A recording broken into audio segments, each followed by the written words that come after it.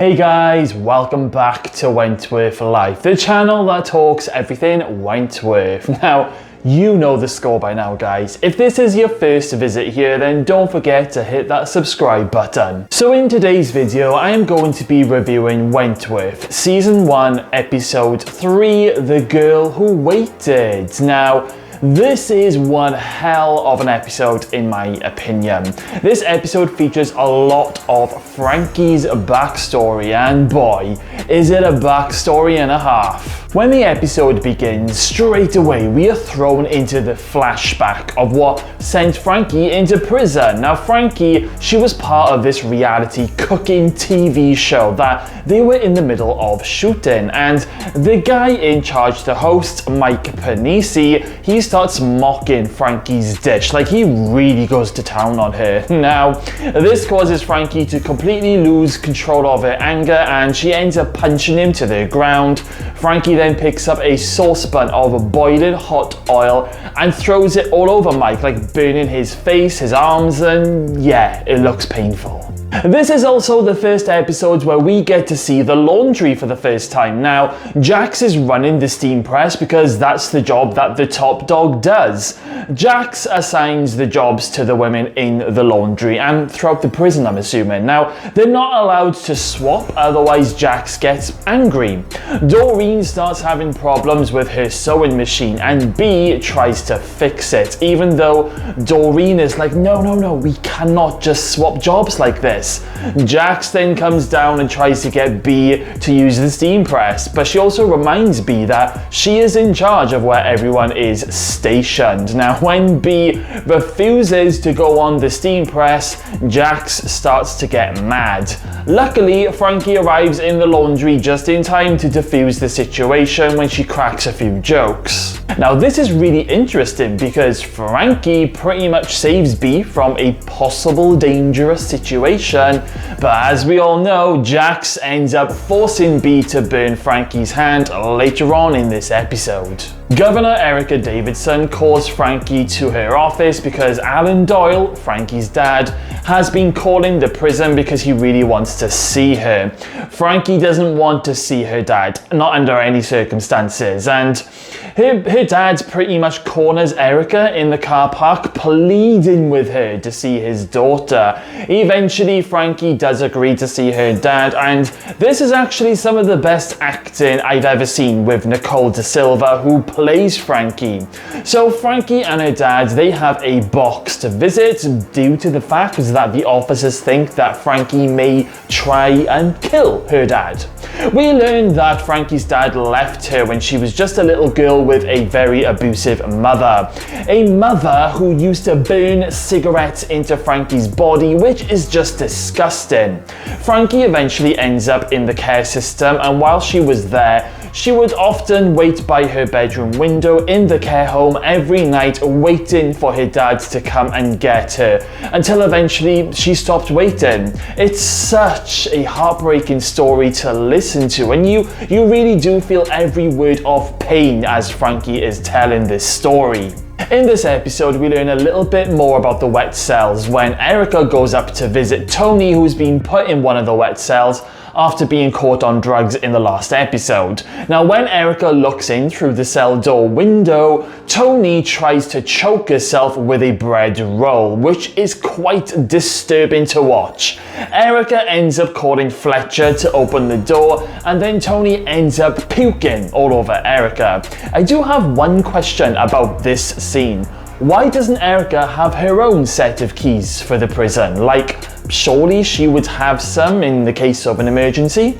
Erica continues to make herself unpopular with the other officers when she wants to get rid of the wet cells, and she also wants the women who find themselves in the wet cells or the slot to be able to have an airing and to be able to brush their teeth and have a wash every day. Now, to me, that just sounds like a basic human right, whether or not if you're in the slot or a wet cell, but this annoys the officers as they think it's going to cause far too much work for them, who are already understaffed. Where have we heard that before? Now, as much as I'm not really a huge fan of Erica, I do like what she's doing here in this episode, trying to give the women back some basic human rights and standing up for them. So, well done, Erica. I do applaud you for this. We are introduced to Braden Holt in this episode, the son of Jacqueline Holt. Debbie goes to Wentworth to visit her mum, and she ends up crossing paths with Braden. Now, I think Debbie takes a little bit of a fancy to Braden when they first meet, which, you know, Braden isn't a bad looking lad. And he ends up helping Debbie, you know, working through the visiting forms, but we are then introduced to an intense scene when Debbie is pulled into the sniffer dog room, and one of the sniffer dogs detects an illegal substance smell on Debbie. Now, Vera ends up telling Debbie that if she wants to continue her visit, she will have to submit to a full body search. And I can remember thinking, whoa now, this is mental. And it got me thinking, would I be able to do that if I found myself in this situation? Not only that, but Vera basically tells Debbie that if she doesn't go ahead with this strip search, she will have to leave, and it will be more or less impossible for her to ever come back and visit her mum. It turns out that Debbie's friend had been smoking a joint the night before, and that's why her jeans or her jacket has got this smell. It's just crazy. In B. Smith's words, she's just 16 for fuck's sake. It was finally great to see B and Debbie finally have their first visit by the end of this dramatic moment. Now, Jax starts to get really nasty because her son Braden, he helped fill in the form with Debbie, and he obviously knows where Debbie lives because, you know, Braden helped out the visitors form and he's told Jax. So Jax goes to B and tells her the address. Goes on to say that, you know, there was once a kid involved in a hit and run, and yeah, Jax is brutal, pretty much threatening Debbie, knowing that there is nothing that B can do. And when B asks Jax, what do you want from me? Jax tells B that she's going to teach Francesca some manners, and B is gonna help her. This then leads us on to an amazing scene where Jax's crew, they end up grabbing Frankie in the laundry, dragging her to the steam press and sticking her hands in there. Now, Jax then calls B over to do the honors in front of everyone. Like, B is really put into an impossible situation here because some of Frankie's crew is there watching, and I'm like, what do you do? B goes over to the steam press and Jax orders her to do it. Now, nobody knows that Jax has been threatening Debbie at this stage of the episode, apart from B and Jax. So everyone is pretty much like, what the fuck?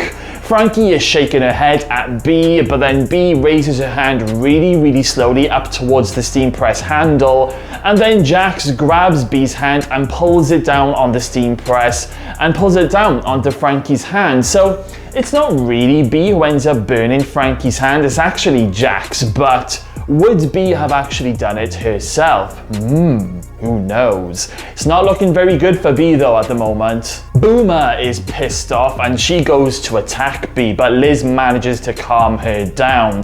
When Frankie comes back to the unit later on, B tries to explain that Jax was threatening her daughter, but Frankie, she just ends up pinning B up against the wall, saying that she doesn't give a shit about her family, and tells B that if she ever crosses her again, she is dead. After the steam press incident, Frankie asks to see her dad while she's being patched up, and I can remember thinking, oh yes, she finally wants to see her dad. This must be a good sign. But when her dad arrives, they end up holding hands, but then Frankie does pull her hand away and tells her dad to stay away. Don't call her, don't write to her, and this broke my heart when I first saw it. I think Frankie tried to reach out, but she felt nothing when she held her dad's hand, and I think it was way too painful for her. And this is very, the moment where Frankie feels there's just too much water under the bridge at this stage, and she sends him away. It's so sad.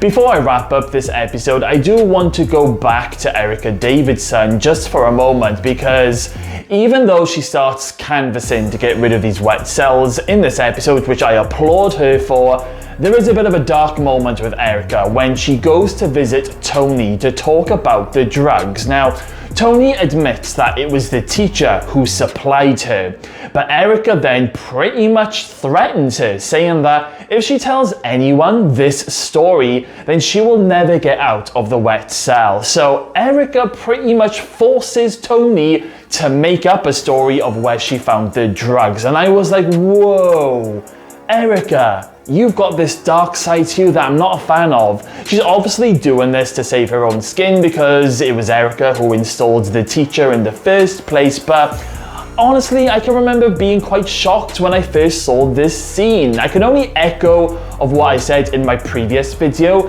Erica will pretty much do anything to save her career, which in my opinion makes her quite dangerous. So my final thoughts on season 1 episode 3 is, this is probably one of my favorite episodes of season 1. I felt the episode went up a gear with the whole B, Jax and Frankie steam press incident, and things were moving along relatively nicely. It was great to learn about Frankie's backstory. As tragic as it was, we get to learn more about Frankie, and we had quite a few intense moments in this episode, and Jax is starting to play real dirty and she's getting proper nasty. So all in all, this is an incredible episode. So that's all of my thoughts. Now I want to hear all of your thoughts. What were your first impressions on this episode when you first watched it? Let me know all of your thoughts and comments in the comments box below. Okay guys, well, we've reached the end of today's video. Next time we will be looking at season 1 episode 4, which is another juicy episode